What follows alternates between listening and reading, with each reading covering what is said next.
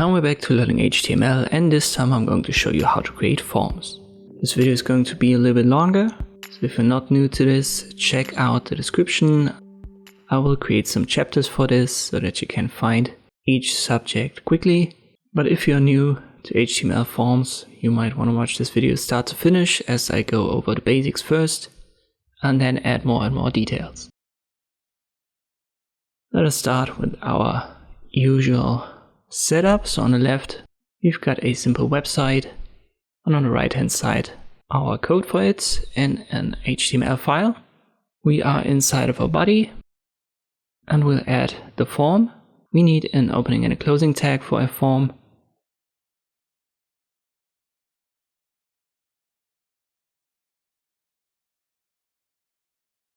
And then you'll have to nest everything inside of it. For now, it doesn't have any content, so you can't see any changes in your browser window. The form, it needs elements to be visible in the browser window. And there are a couple of elements, the basics. You usually need a label to nest your inputs. So this is best practice, that you always use a label. And then inside of it, you put an input tag. Labels and inputs have opening and closing tags as well.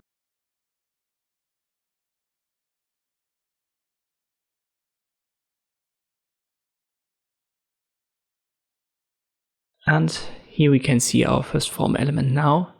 By default, the input is always a text element or an element that gives the user the chance to type in text. And if I add some text, let's say here first name, and then you could type it into this input field.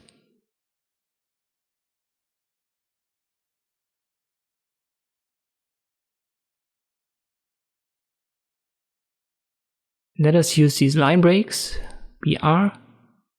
So by default, labels and inputs, they are inline elements. So they don't give you a line break by default, and you'll have to add it with a BR tag. Let me copy this part, I'll paste it, change it to last name.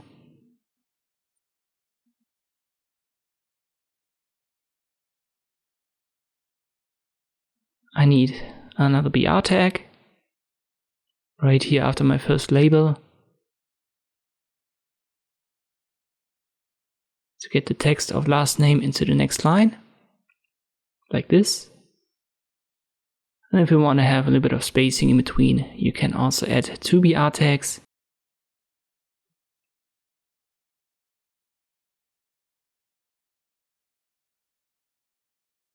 But you could also write it like this. Let us go to the head and add some styling.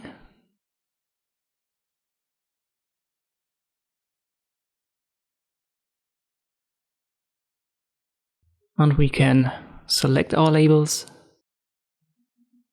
and change the display to block. And now we've given these labels a line by itself.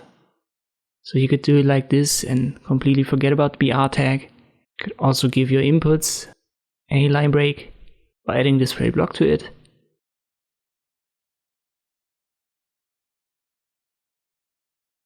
So there are many ways to achieve the same effect.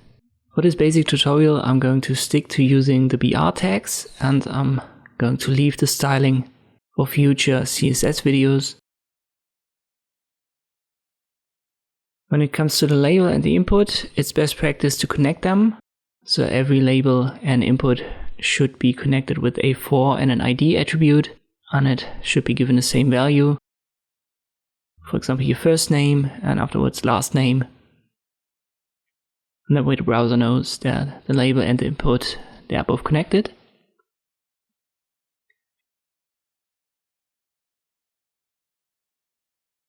Once again, by default, the input is always a type text. So you technically don't have to write it like this. But we're going to play around with different types of input in the future, so it's a good idea to add it here for our tutorial.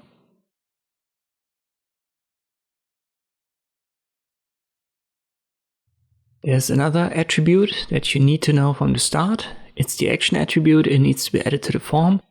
And as a value, you give it something like this, so a PHP address. And this is stuff for the back end. So we are going to stick with the HTML to the front end, but the information that's typed in by the user, it's going to be sent somewhere in a real life example, and it's stuff that's happening in the back end, and you need an address for that. And this is what you use the action attribute for. Another attribute is the name attribute. It needs to be added to inputs, otherwise no value would be sent to the address in the action. So don't forget that in your input fields.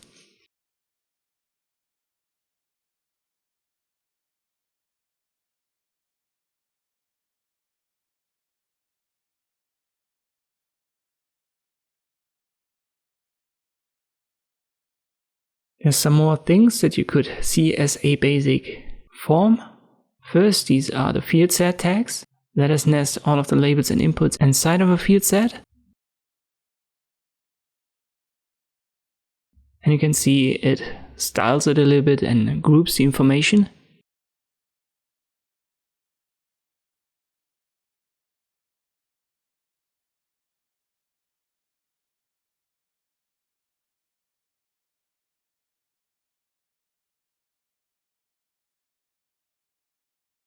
And a field set can be given a legend, opening and closing tag right here.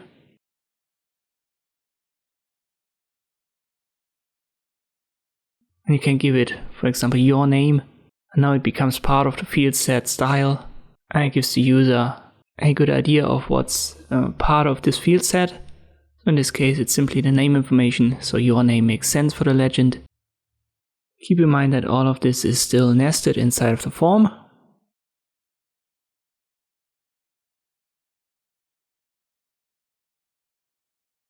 Let us go over it once more. So we create our labels and then nested inside of it our input.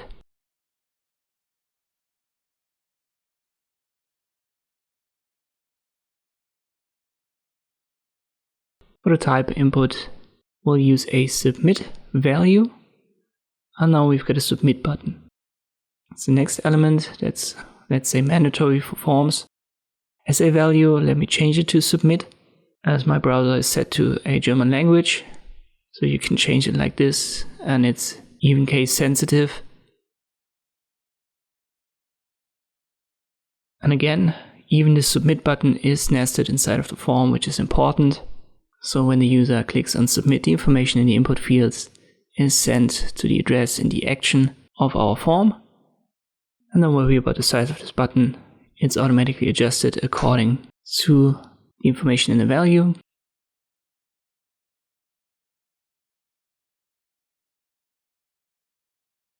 And this is, you could say, the basic setup of a form. So if you want to create one, you almost always need something that has the structure that I've presented here. And if you're ready, we can continue with the next steps.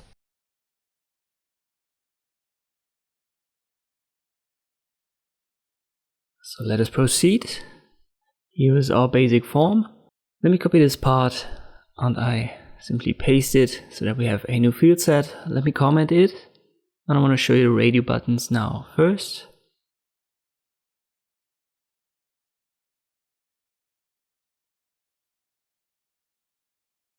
We've got our field set, a legend inside. Let me change the text to radio buttons.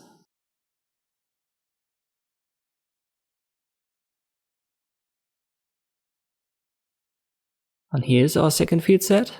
We don't need the first submit button anymore.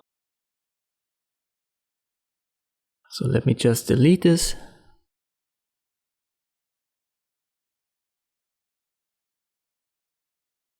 The submit button now works for both field sets, so your name and radio buttons, as they are both nested inside our form tags. Let's get to the first label and its input field. Maybe I'll make the radio buttons about, I don't know, what's fine. Let's use gender. That's typical for forms. So I'll change this first text to male, the second one to female.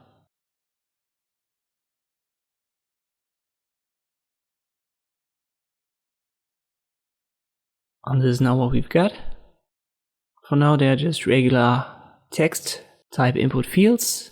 Let me change the ID and the name according to what we've got. So the first would be male. I also have to change the for value for my label. The second one is female.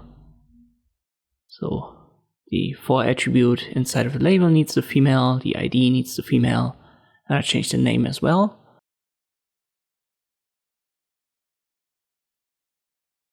It's all stuff that you won't see in the browser. And now we'll get to the radio button part.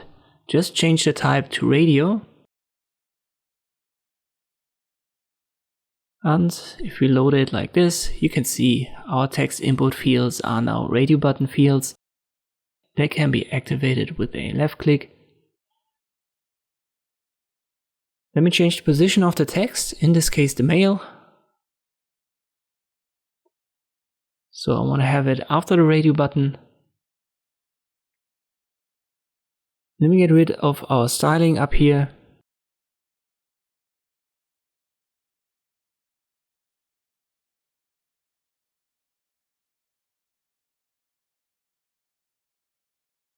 And that's fine, it's now in the same line. Or we'll have to add the BR tags for first field set, because first name and last name is now in one line as well. I don't want to have that. Let me add 2 BR tags so that we have a little bit of spacing in between both fields. That's way better. Let's get back to the radio buttons. I'll change the position of the female as well.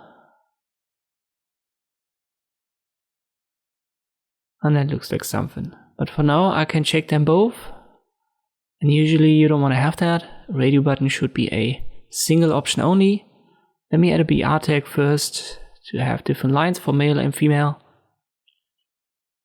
I'll put it right here. I can put it after the label or after the ending of the first label, it doesn't really matter. And now let me change the name to male minus female, so both have now the same name. So the first and the second radio button. And if I reload it, I can only check one and the other one is going to get unchecked automatically, as now the browser knows that both are connected. If you want to add a new radio button, just create a new label, opening closing tag.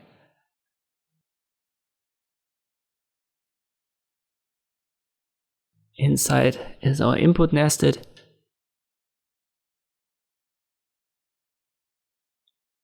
We need an ID for it. Let's make it other. Name. Male minus female minus other. If you write it like this, it wouldn't be connected to the other ones. So if we just make it male minus female, it would be connected. Then type radio. We need the text and a closing tag.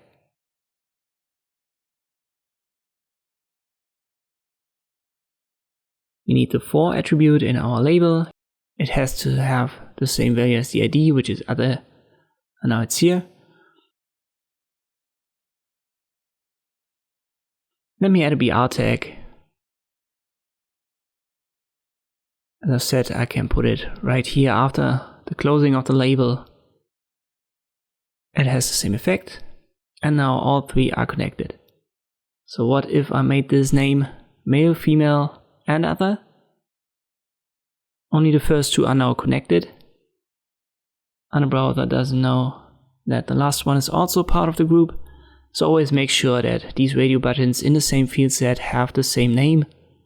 Only that way you can connect them in the browser, automatically checks and unchecks them accordingly.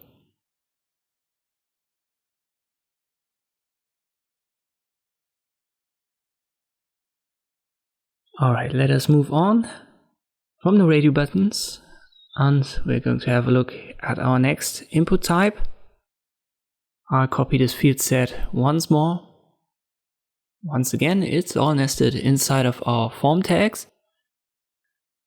And we're now going to create a checkbox input type, which is also common, so you see that very often in forms. Let me change our legend.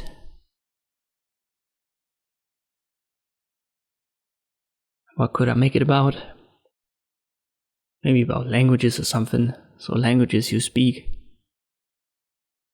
And again, we can get rid of this submit button over here as we have a new one.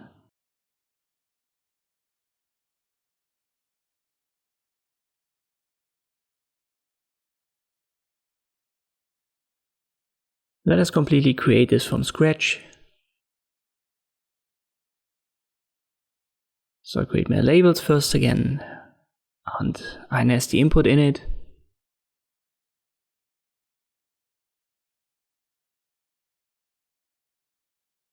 What we need, something like this.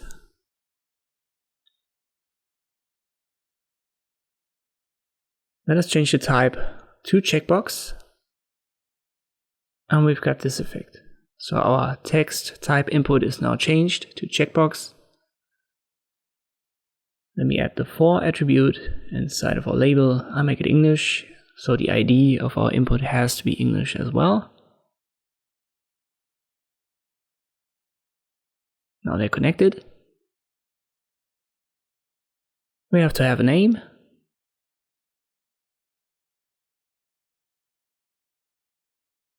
So always add a name to your input fields.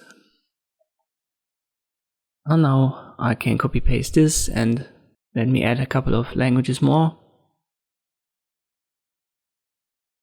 But one more thing, a nice little detail.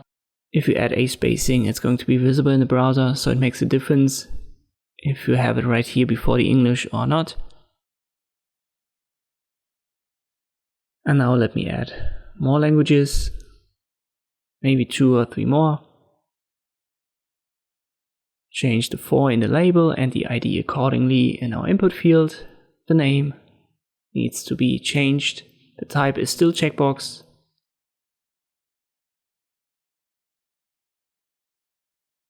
And we add a new text right here with a capital S for Spanish. We make the third language German.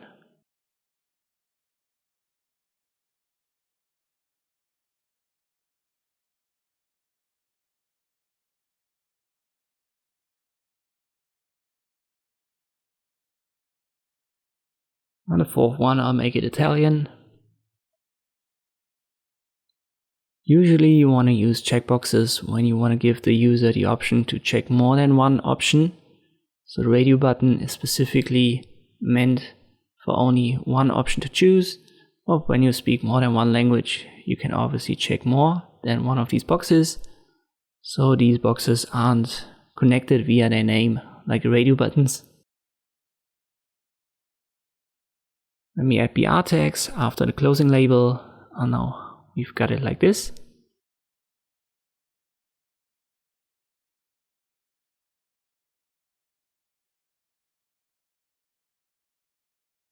And our form needs a new submit button.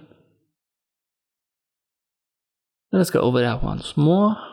I'll comment it as submit. And I use labels and inputs for it. So I can simply copy paste this. Change the for and the ID to the same value. Change the type to submit. Change the name. And we also need a value attribute. And I'll make it submit with a capital S.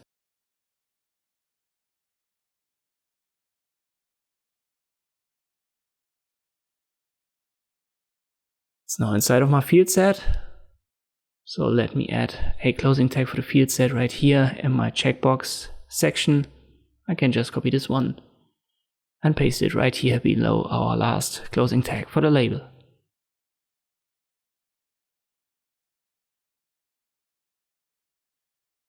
And now we're good. And these are the basics for radio buttons and checkboxes. And if you're ready, we can proceed to the next topic.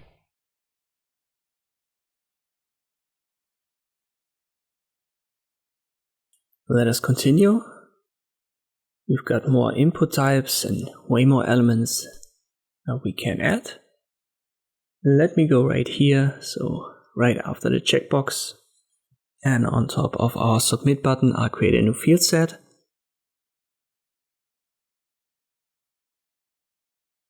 I'll directly add the legend. It's nested inside of the field set.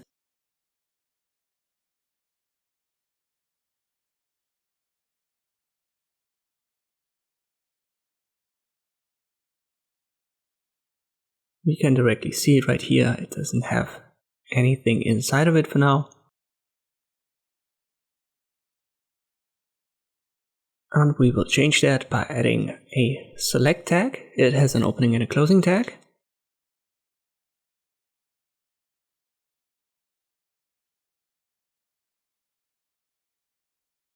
And you can directly see it. It creates basically a dropdown. And inside of the select, which is nested inside of a field tag, we can add the different elements of the dropdown by using an option tag. And when you use it like this, the option gets a closing tag.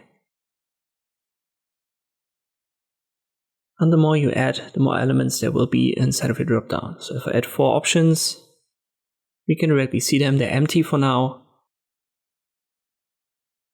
Or we can activate the dropdown and there's space for 4 options.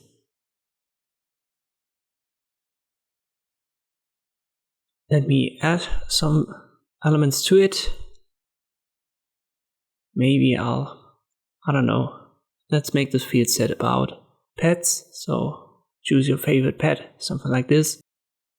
The first option will be choose one in brackets, then dog, cat, and maybe bird or something.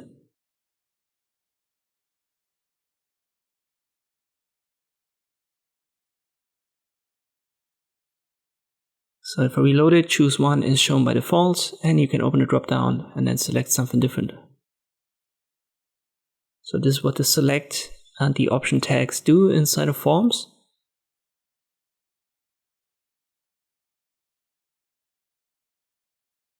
When it comes to using attributes, if you select an ID, a name obviously, let me just use pets as a value.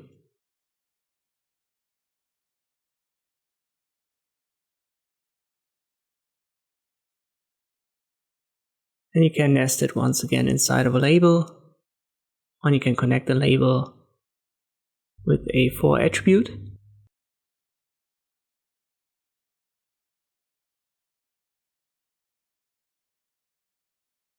Let me call it choose your favorite pet. And I just nest the text inside of it.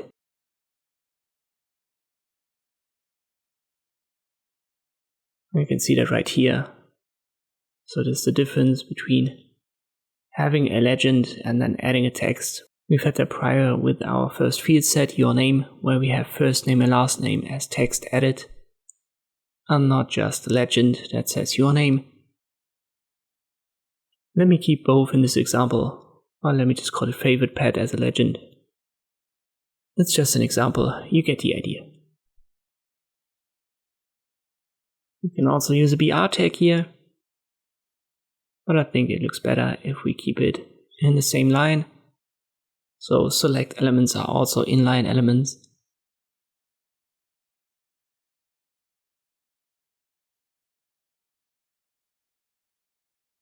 For the different options, give them the attribute value.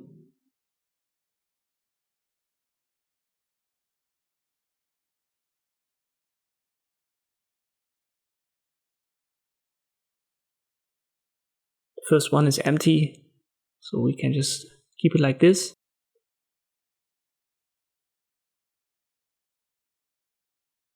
And then second, let's make a dog, third cat, and the last one bird.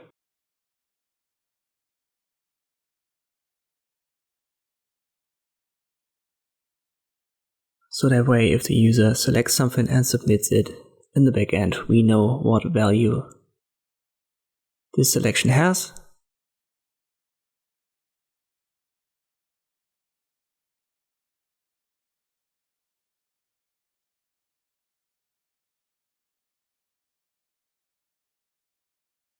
Let me comment this part. So this is for select options.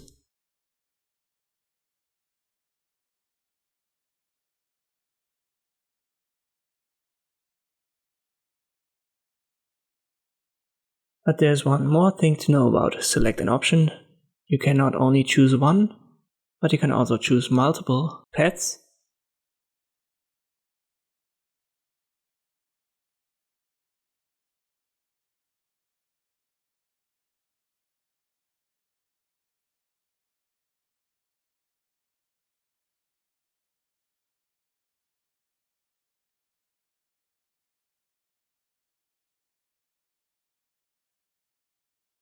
So if you don't have a favorite, but you have multiple favorite pets, we can add this attribute to our select tag, which is simply multiple.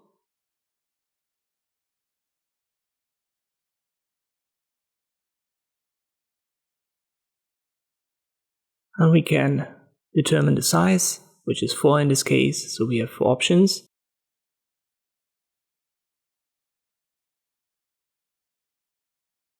And we can now select multiple by holding Control and left clicking.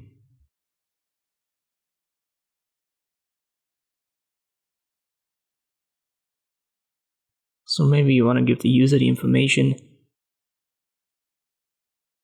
So let me add it right here.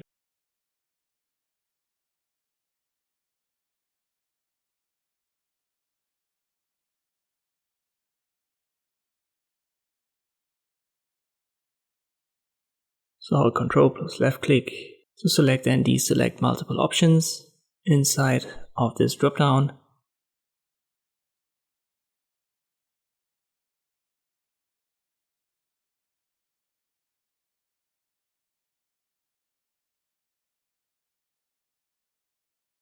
I'll reload it.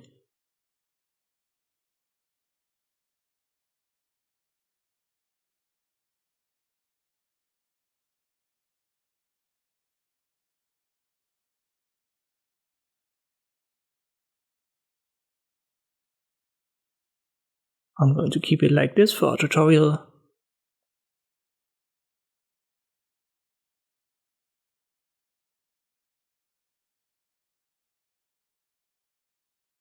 And we can move on to the next part. Let us create a text area. We can just copy this part and I'll paste it. And now I'll have to adjust the different elements. We don't need a select anymore, but I'll keep the field set and the legend. And my comment here, I'll change it to text area. And most often you use text areas to give the user a chance to provide feedback. Something like this, and we've got the text area tag inside of the field set right after the legend, opening and closing tag. And this directly gives us this text field. Let me add a label.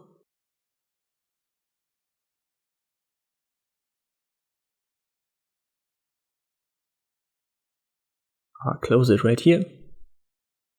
I want to connect it using the for attribute and an ID. So it's the same game with labels and inputs.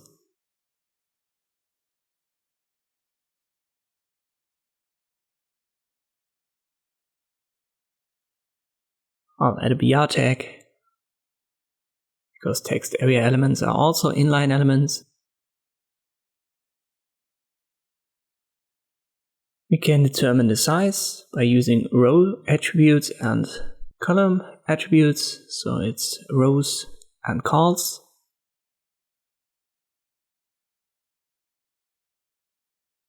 But the user can resize it with a left click at the bottom right. Not the size by default when the site is loaded. You can determine it with these attributes, so rows and calls, and then give it a numerical value.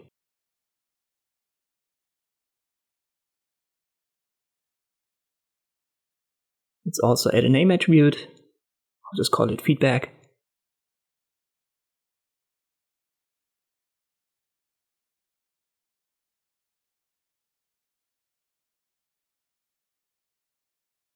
And these are the basics of using these text area elements.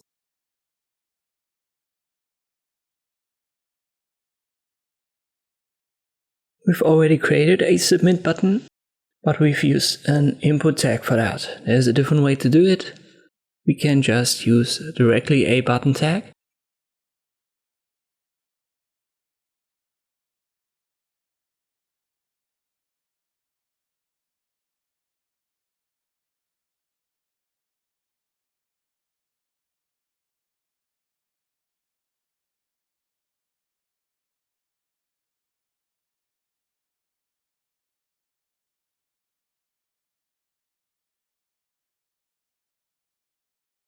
And here you can see the button already. We can nest it inside of a label as well.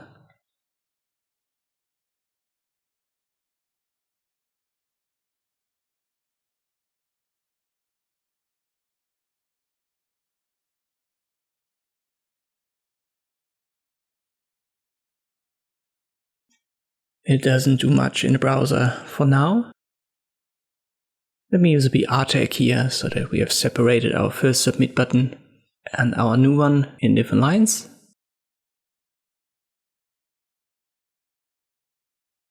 And if we wanted to add the text, for example, click here, we put it in between the opening and the closing tag of our button, and it will appear inside of the button now in our browser window. So it's basically the same as the value attribute for our input field. We can define the type as a button.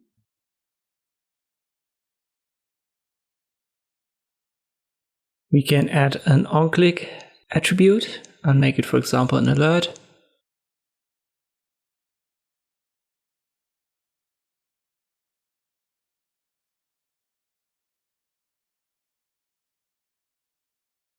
Let us add submitted, and now if we click the button, this alert message will pop up.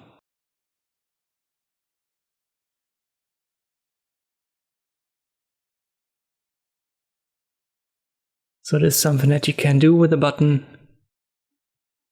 and this may be a reason to use it instead of the input.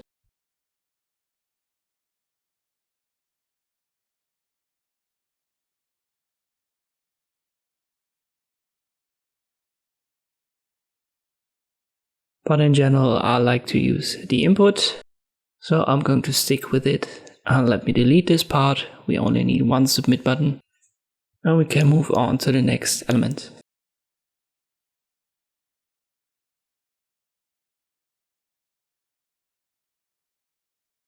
And we can add another button to our form, which is typical. It's a reset button. Let us nest it inside of a label.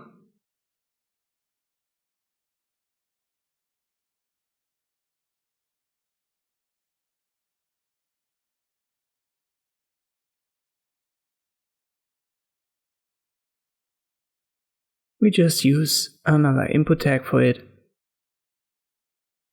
We'll connect it to the label with for and ID and the same value.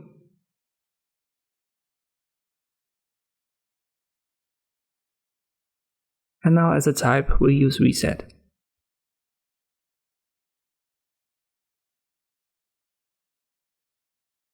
My browser is set to German, so it says it in German. But if we change the value to reset and reload it,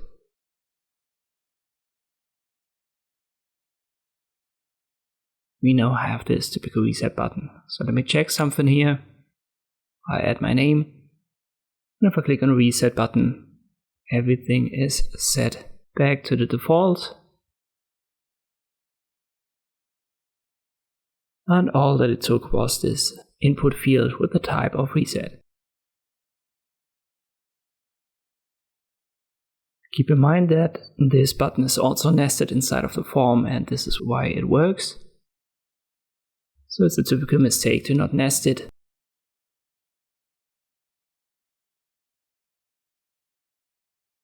Let us talk about the next element in a form. You can, for example, use a color input type. The main structure is the same, so we'll use the label, nest an input field in it.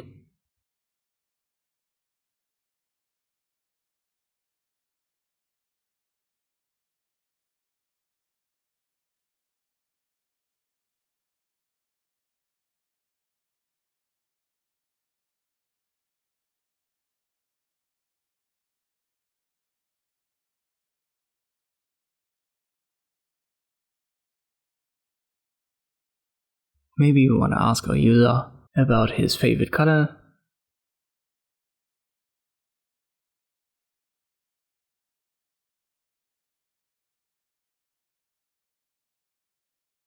Let me add a field set and nest our label and input inside of it.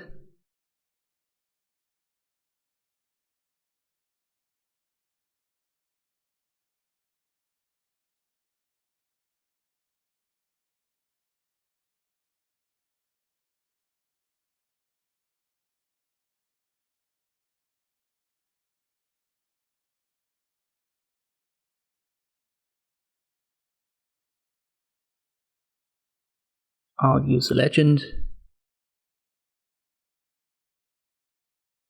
Pick your favorite color or something.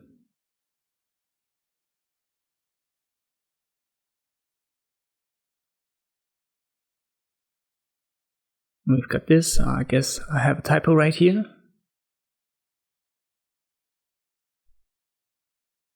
So this is what I wanted. And if we set the input type right here to color, we'll change it from a text input to this color picker. So you can click on it and the browser will open this default color selection menu.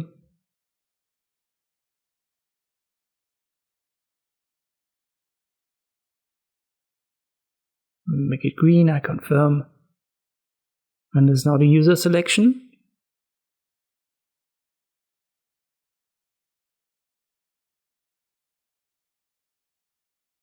Let me add some text.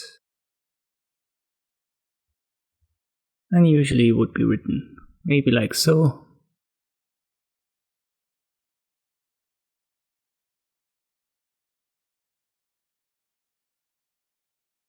But you could also use it, for example, when the user has to select a color for a product, like a car or something.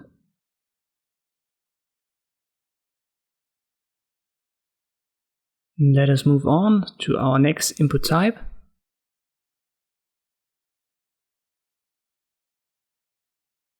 And let me make this a comment for all of our input types that we want to address here. So the first one was color.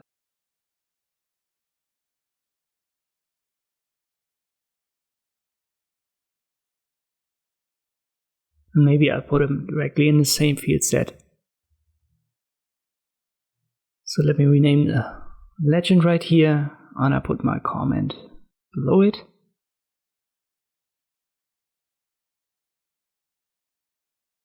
So our new input type will be in the same field set where the color was. We could, for example, use a date input. I'll copy paste this one.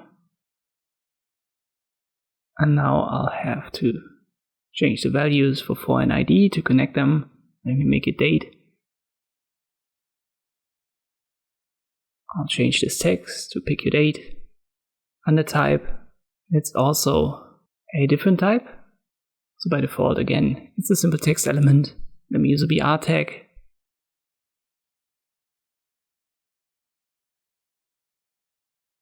I'll make it 2. And now I change this text input type to date. And it gives us this. If we left click on it, a calendar will open.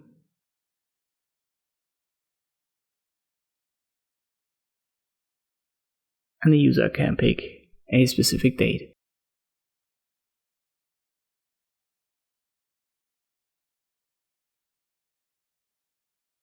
Let me add a name to my color. I've forgotten that. And also to our date right here.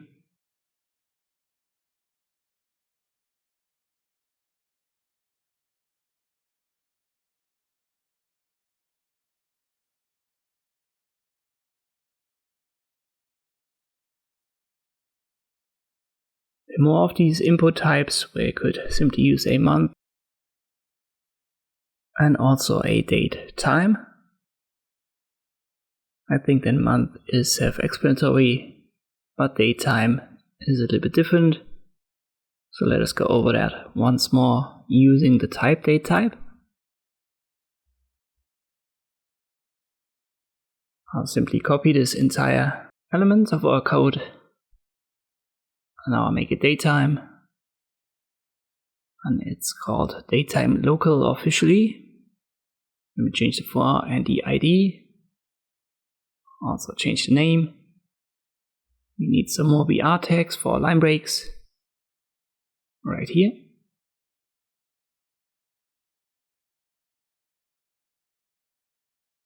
And now we'll change this type where it says date to datetime minus local. So we can now also add a specific time, for example 2 p.m.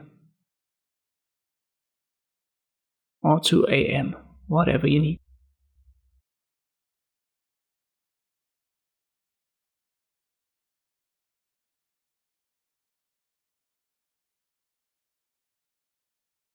Let us add something in our first field set where we've got the name. And instead of your name, we'll now change it to a simple sign in. And that usually entails not only the name, but also the email address and the password. And we can also give the user a chance to type that in using specific input types. So if I add a new label right here, I nest an input inside. I'll connect the label to the input. Let us start with a password.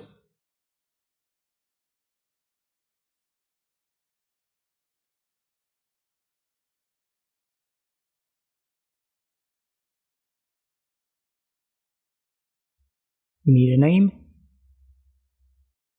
And by default, it's once again a text type, but if we change it to password, we'll get this directly. And the difference is that when you type something into this field now, it's not visible anymore.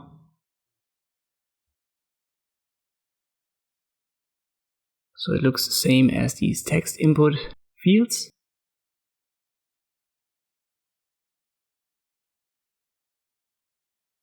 Let me add another one for our email. I'll need to change a couple of things once more.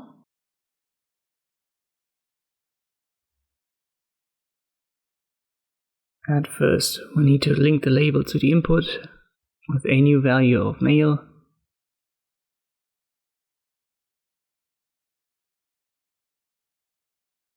Name, let me change it. It's mail as well. And for the type, instead of password, we'll use email.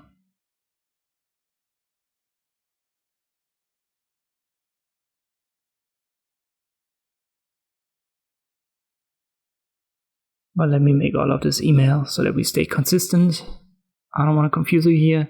I've used for password the same value, so I'll use it for email as well. So for the email input, the difference is that we need to have an at in it. So if I use my name, something, and now I want to add an email, it needs to have an at to be valid. If you just type something in it and you want to submit it, it won't work. You have to have at, for example, gmx.de, gmx.com, whatever. If you leave it out and you submit it, your browser will get you a warning message. So there's a difference between an email type input and a text input. It always has to have this email provider address. For the password, again, if I type something in, it's not going to be visible. So there's the difference between the password type and a regular text type.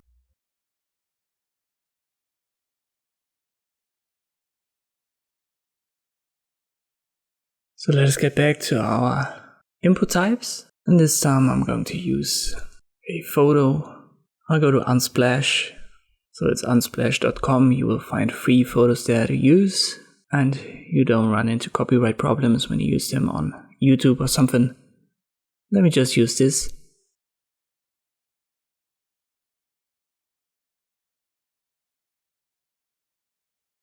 And now I'll copy this image and I put it into my folder. So here's our index website, and here's now the photo. I put it into the image folder So you can see that right here, it's the same photo. I've got this imgs folder for images, I put it there.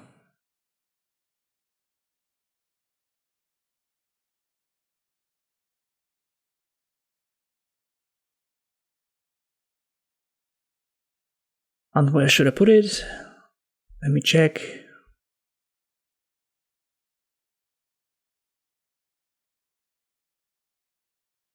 I'll just put it into our first field set right here. We create a new label. And inside, again, I nest the input. Don't forget the closing tag. I'll connect the label with the input.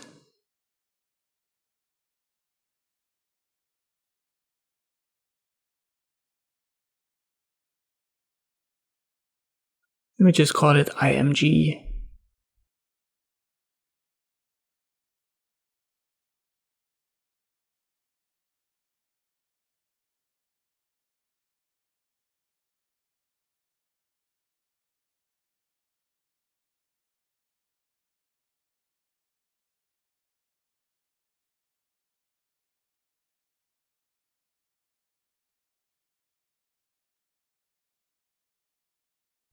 And as a type, I use image. So right now we've got a placeholder.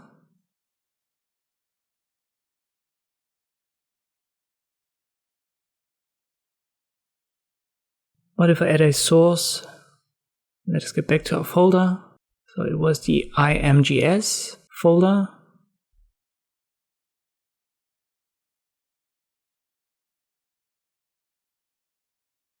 So I can write it like this. And now we need the name of the file. And let me rename that first. I'll just call it icon.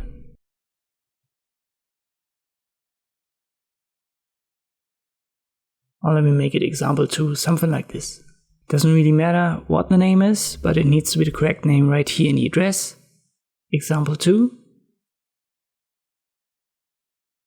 Our folder is correct, it's the imgs.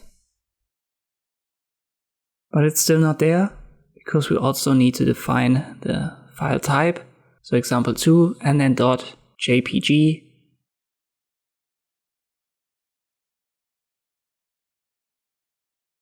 And now the photo is right here. And we could use that as an icon, for example, to click on when you want to upload files or anything. And you can add a width, for example 50%, to make it smaller. And when you hover over it, you can see that your mouse icon changes, so it's a clickable element. Let us give it an alt attribute.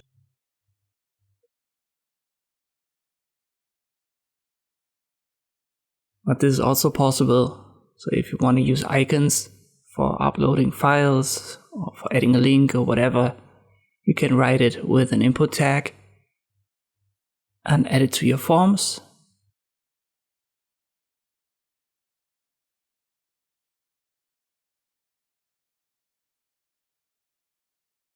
Let me comment it correctly so that we know where it is.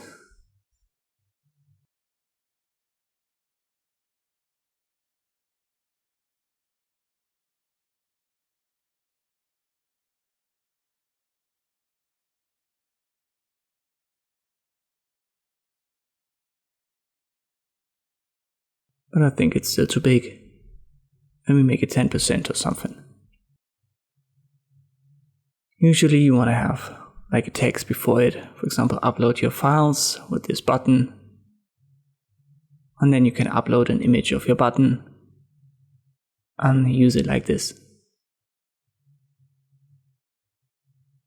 I don't like it in this example, so I'll just delete it.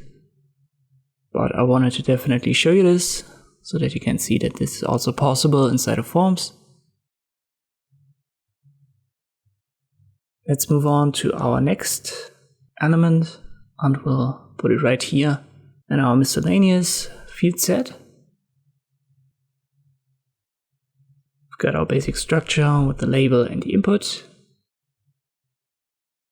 We want to connect it with ID and for. and we'll just use file as a value.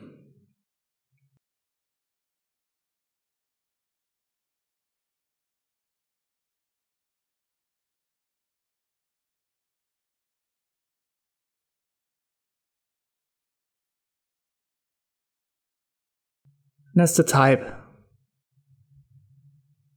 We use BR tags right here. So we are in this field. And we write upload a profile picture, for example. And we want to give the user a chance to upload a file right there. And we can do so by simply changing the type from the default text to file.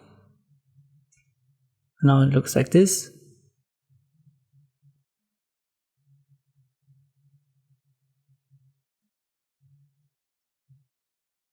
You can now click on this button and then upload whatever files you've got.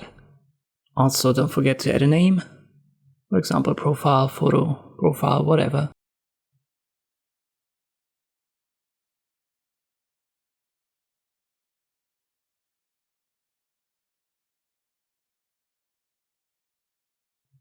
So this was our file upload example. It's something that's often used in forms, so it's important to know how that works.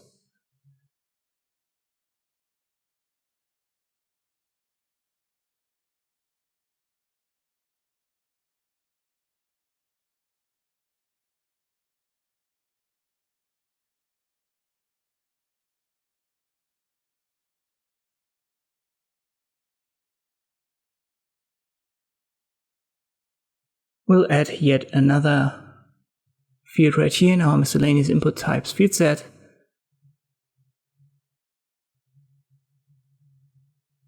Let us change our datetime local right here. And we'll call it number.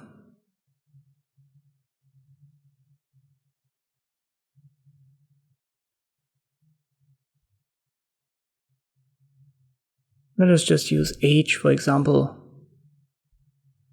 And we'll call it age for the ID connected with the label.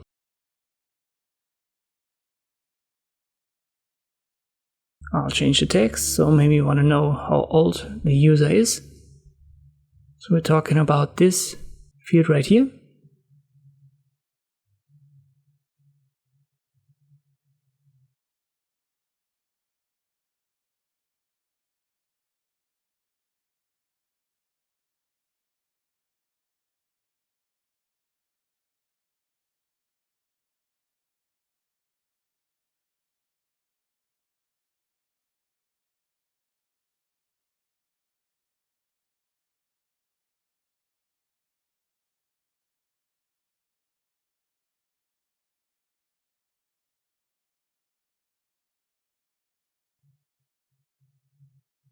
Let's change the type to number.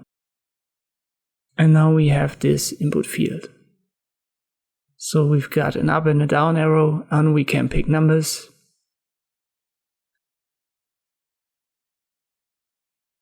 We can even determine the minimum and maximum of this. So for example, minimum age 15. We now can't go lower than 15 with this down arrow. And max, let's say, I don't know, 20 as an example.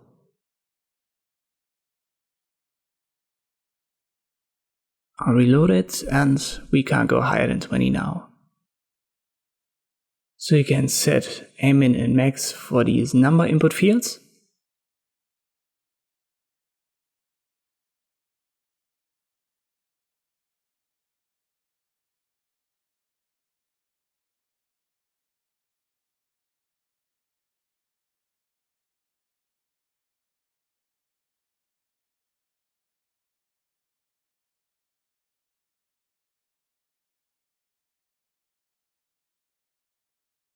Another input type that we've got is a range. So I'll copy paste once again such an element, and I make it, for example, about weight.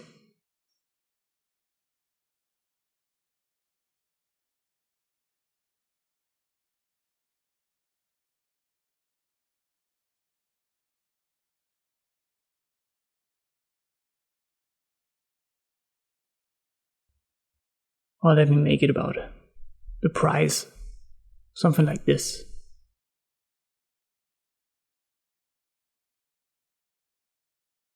So wherever you have a specific range that you want to give the user, you can use this input type. Create it right here at the bottom of the field set, and we'll call it. And the type value that you need to have is range.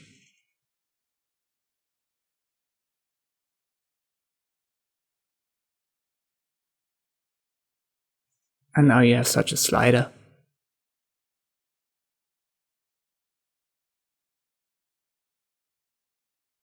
Let me give the user a little bit more information. So let's say from 0 to 100 US dollars.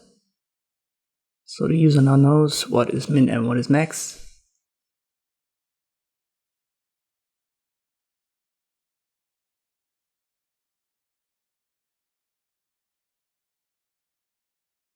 And you can use min and max attributes here as well and add it to the range.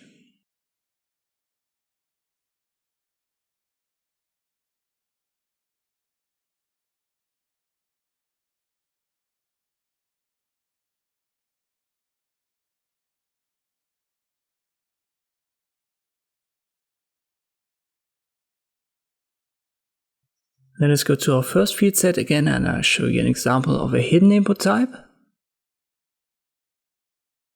Let's start with the basic structure, so label and input tags. We'll connect them.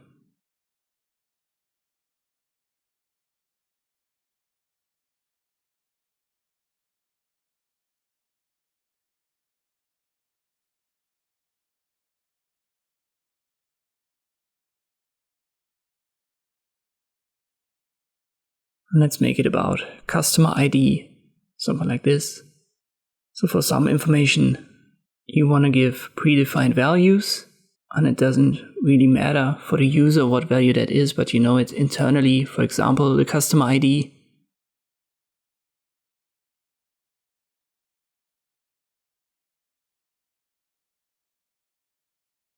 Let me make that hidden, so the field isn't shown, and you need to give it a value. So the value, let's give it a random number, 3, 4, 5, 6, would be attached to everything that the user puts in, so that you know in the back end what kind of customer ID the user has. So the value 3, 4, 5, 6, I've just put it in there, but normally you would use something else to determine that, maybe another site on your web page for your form. This is not really HTML anymore, so I'm just going to use it like this, so 3, 4, 5, 6, because I wanted to show you what hidden fields are.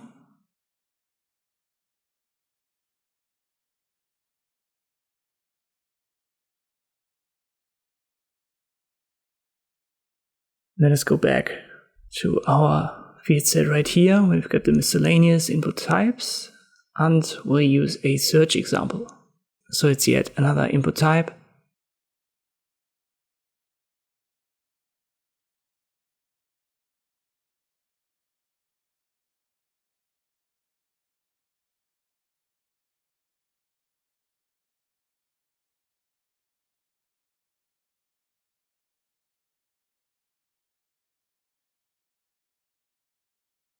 Let us add the BR tags, and we are adjusting this one at the bottom. And now I change the type to search. And this would now be a search field.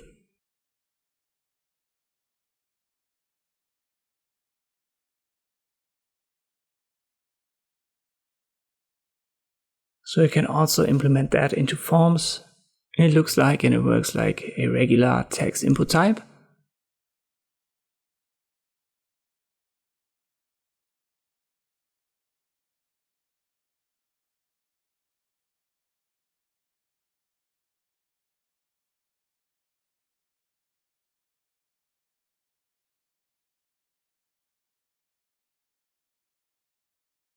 We can also add a specific telephone number input type. Maybe that fits into our first field set.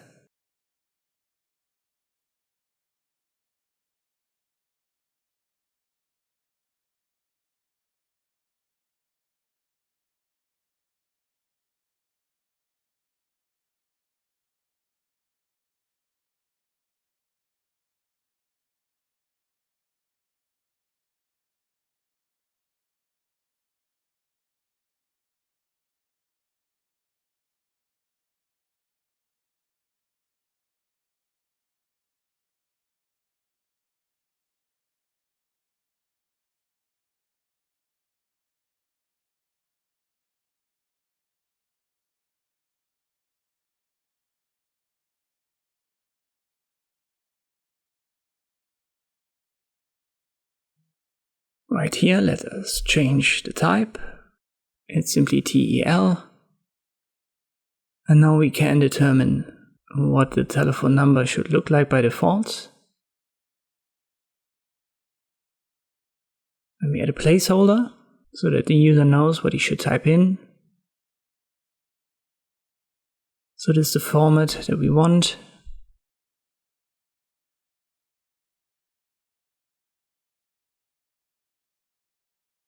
Let us add a pattern so that the system gives us a warning message if we don't get the pattern that we want.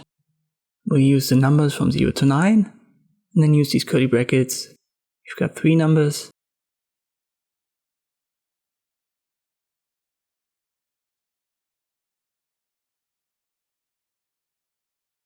Then minus, then 3 numbers again. And they should also be 0 to 9. And finally 0 to 9 with 3 numbers once more. So this is the pattern that we need so that our browser doesn't give the user a warning message.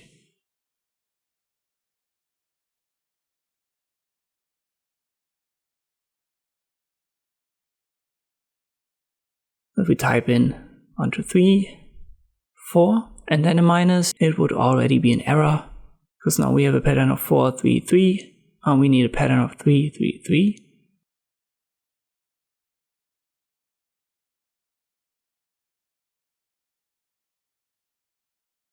So maybe we make it like this so that the user knows what we want. That's always 3 numbers minus, 3 numbers again minus, and 3 numbers once more.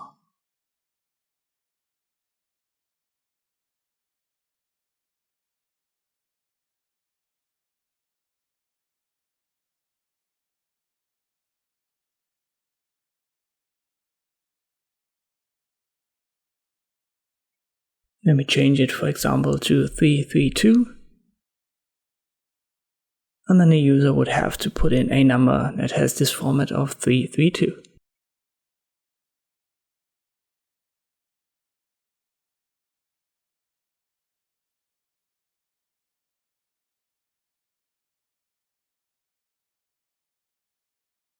What else do we have? We can use a time input type.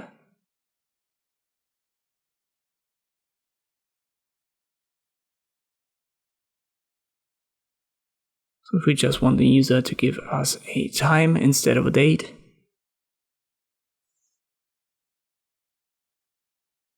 I'll just call that time.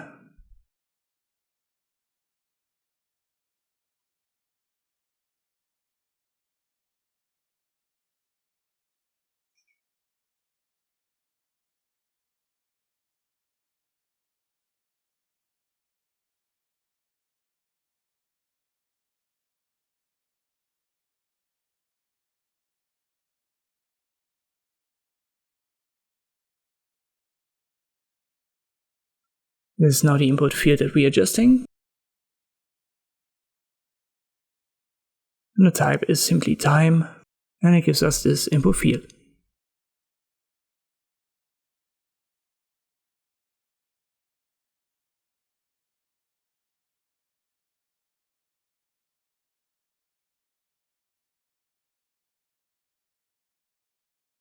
We can also give the user a chance to type in a URL. And let's do it from scratch once more. So I'll add a label and as the input.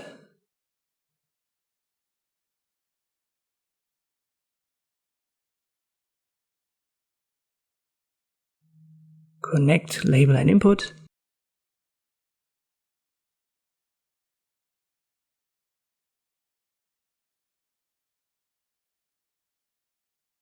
We'll give it a name. Then we add the line breaks. And maybe the user has a website and we want to know what it is and where to find it. So we're going to use an input field right here for that. And the type is simply URL.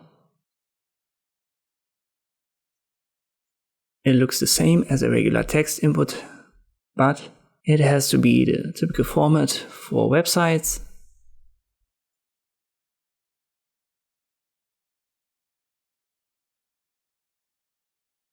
and it won't work just www.something.com.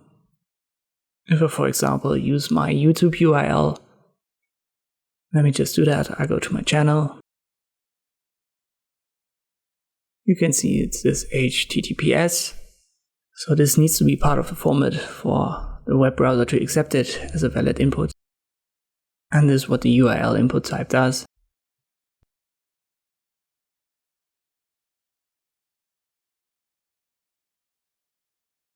Let us talk about data lists. I'll put it right here, right above my text area options. So where I've created this feedback text area. Let me comment it first. So it's a simple data list example. It's going to give the user some predefined options. I'll create my basic field set. I'll add the legend.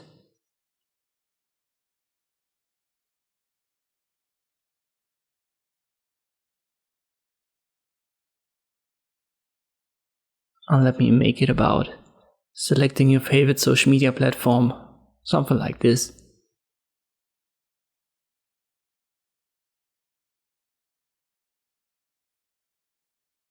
So we're working right here in this field. We're going to nest our label first, and within the label we're going to put the input tags. So even for data lists, it's the same basic structure.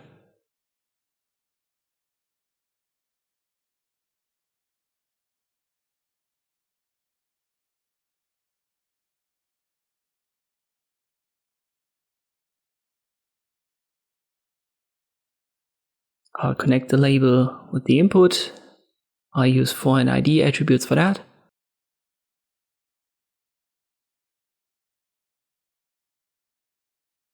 And I'll simply call it data list. And let me already give it a name. I'll call it social media. And within our input, I'm now going to nest our data list. We need an opening and a closing tag for that.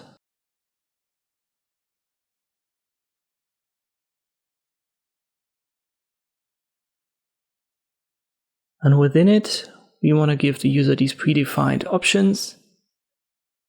But at first, let us connect our input and the data list, which is important for it to function. I use the ID social media for the data list, and I need to use the same value in the input field, but our attribute now is a list. So the list attribute has the same value for the input as the ID has of our data list. Both are called social media.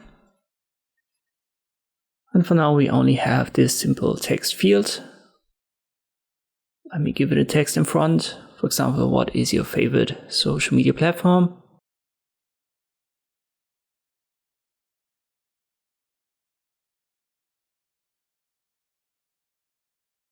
And now I'll give the user, let's say, 4 predefined options, and we'll use the option element for that. We've used that before, right here, when it comes to choosing your favorite pet.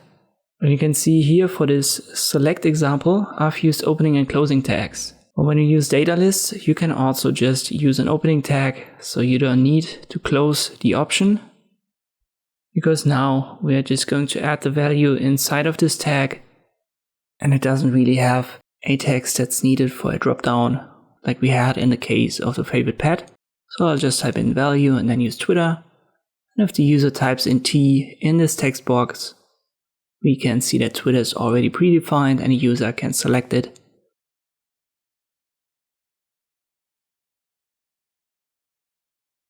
Let me add a second one, for example, YouTube.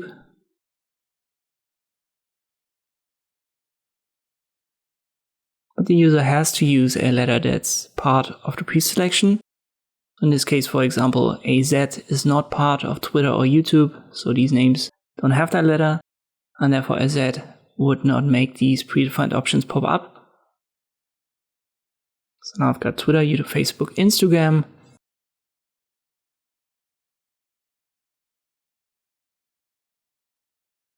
And if I, for example, type in the letter I, Instagram has it and Twitter has it, so these 2 options are available then. And that's basically what a data list does. and how you can construct it in HTML. Once again, the most important step is to use the list attribute and give it the same value as the ID of the data list has, so that your input and the data list elements are connected.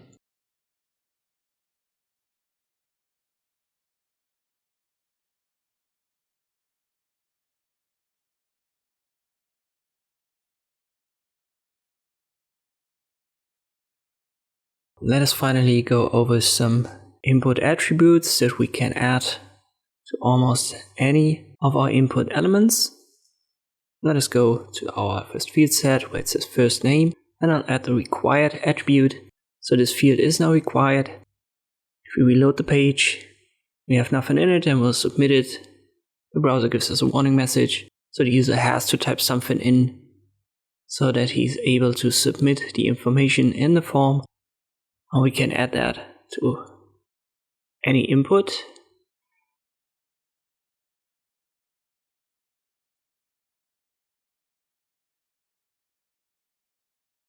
Let us, for example, add it right here to radio button.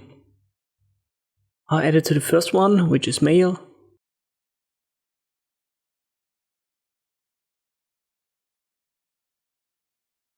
And again, I reload it, submit something without having anything selected, and we'll get the warning message, nothing will be submitted. But if we select, for example, female and other, it works, because all of these radio buttons are connected via the name, male, female. So if you make one required, it's fine if the user picks one of this group,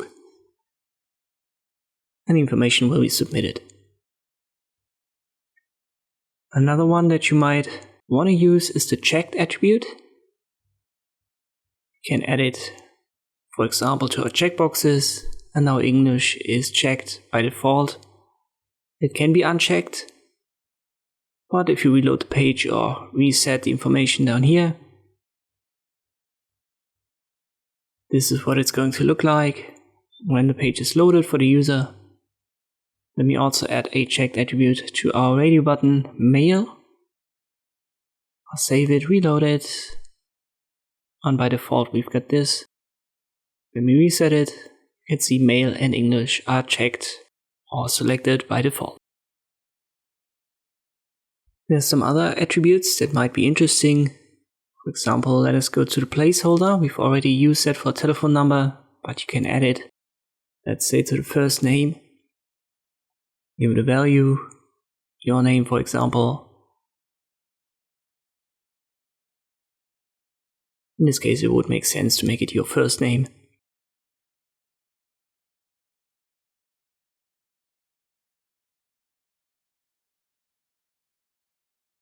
We can also add a placeholder to, let's say, our age right here. It's a type number.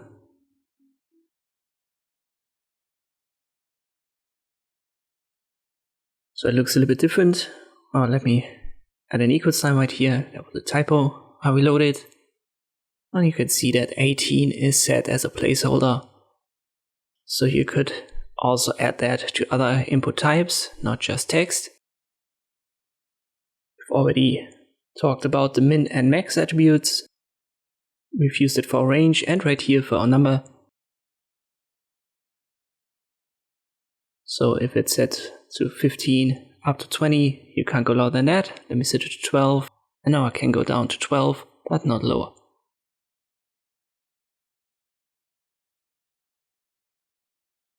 So these attributes are easy to understand and to apply. Let us go to our date right here, when we can disable that.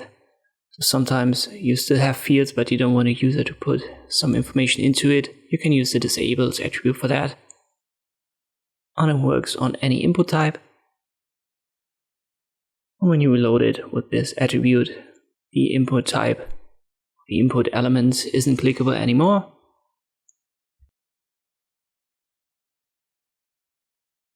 Let us go back to our first field set again. I will talk about the password. Maybe you want to give the user a restriction. Maybe all of your passwords have a certain size of, let's say, 12 characters.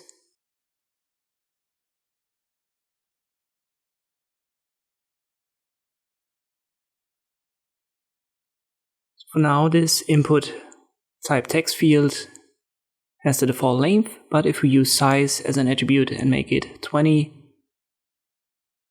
which is the default, and then 10, you can see that it's going to get cut in half.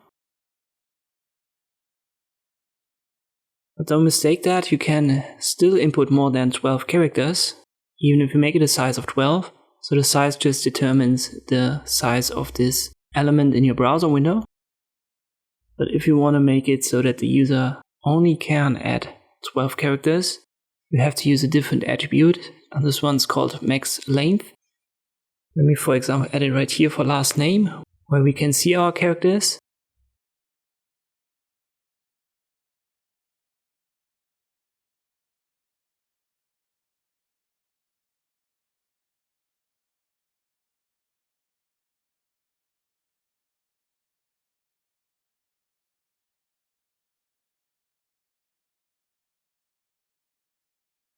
So I go up to 9 and then only add once, and you can add more and more and more, even though the size is just 9.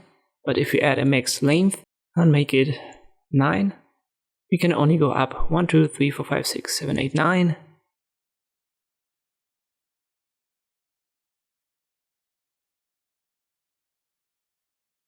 And then no matter what we type in, it doesn't get added anymore. Instead of using the size, you want to use the max length right here for your password.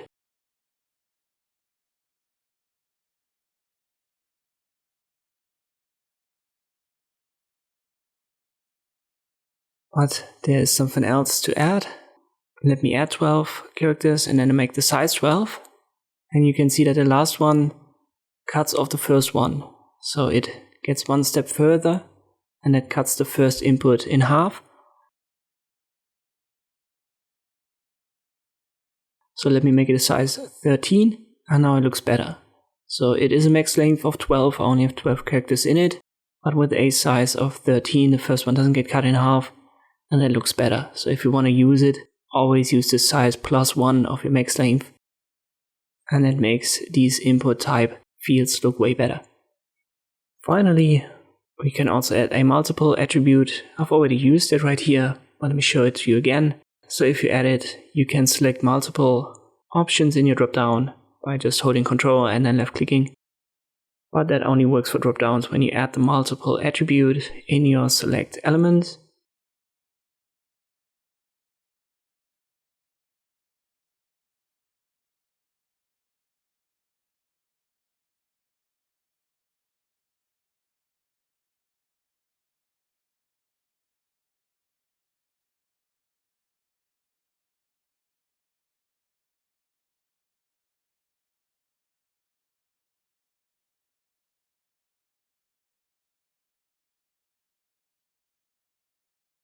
And I would say that everything that I've presented here is like 99% of what you need for forms.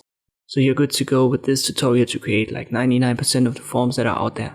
I hope this video in general was helpful. Thank you for watching and I'll see you next time.